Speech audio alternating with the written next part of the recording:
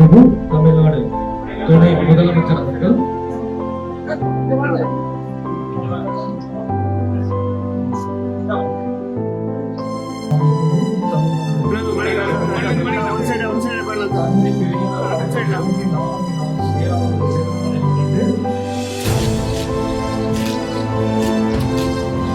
சமூக நீதி நாள் உறுதிமொழி.